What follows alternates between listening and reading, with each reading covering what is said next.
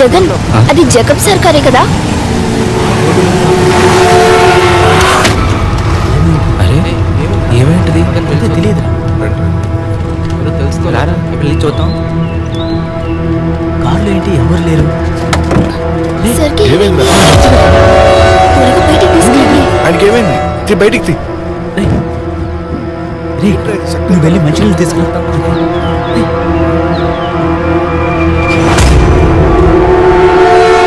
Jagan sir right hand లో ఏదో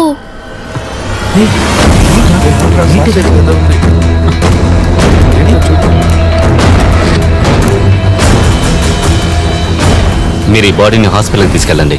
మరి నువ్వు? మేము ఈ రాఘవన్ క్వార్టర్స్కి వెళతాం.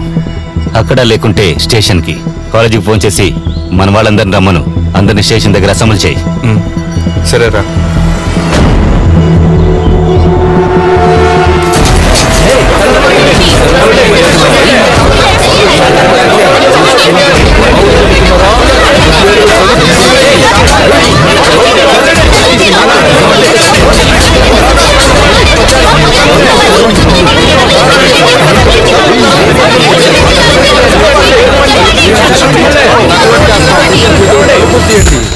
Hello sir.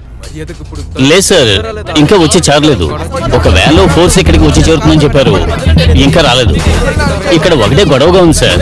వాళ్ళు వెంటనే ఇక్కడికి రాకపోతే సార్, నిన్న రాత్రి ఎవరో నాకు కాల్ చేసి చెప్పారు సార్. నేను డ్యూటీలో ఉండే ఇంకో ఇద్దరు కలిసి రాఘవన్ గారి బాడీని రికవర్ చేశాం సార్. హాస్పిటల్లో జాయిన్ చేసి పోస్ట్ మార్టం పనులు మొదలు పెడదామని అనుకునే లోపులోనే అక్కడికి స్టూడెంట్స్ వచ్చి గొడవ పెట్టారు సార్. ఆ తర్వాత ఎలాగో బాడీని అంబులెన్స్ లో ఎక్కించి పొల్లాచికి తీసుకెళ్లే దారిలో ఈ స్టూడెంట్స్ ఫాలో అవడం మొదలు పెట్టారు. వేరే దారి లేక మళ్ళీ తిన్నగా స్టేషన్ కి తీసుకొచ్చేసాం సార్. సార్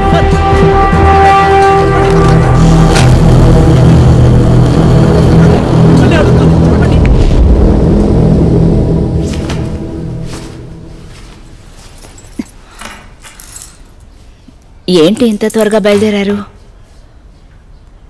ఈరోజు ఇంట్లో హోమం చేస్తున్నారు. తప్పకుండా వస్తానని రెమోకి పద్మకి మాటిచ్చాను.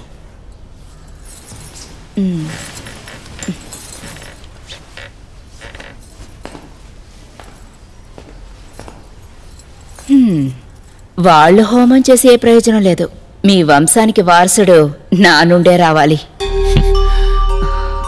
నా మీద కోపమా? నిన్న నేను అతన్ని, లేదంటే నేను వాడిని చంపేసుంటాను. ఎందుకో? నిన్ను టచ్ చేసినందుకు.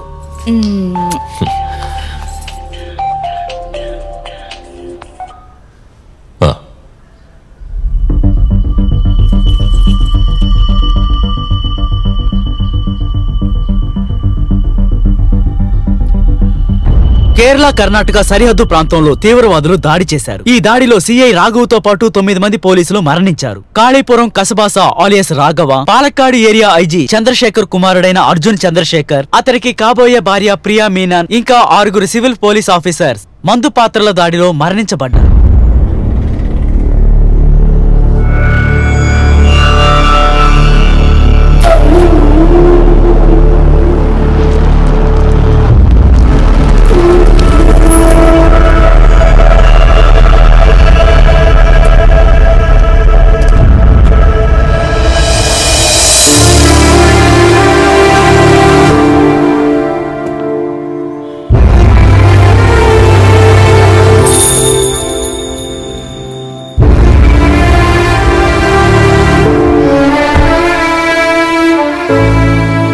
నువ్వెప్పుడొచ్చావు?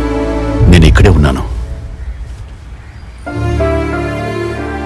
అదేమిటంటే నేను కోయంబత్తూరు వరకు వెళ్ళవలసి వచ్చింది. ఏం లేదు, వాడి పెళ్లి పత్రిక ఇవ్వాలి కదా. నువ్వు చూసావా? ఇద్దరున్నా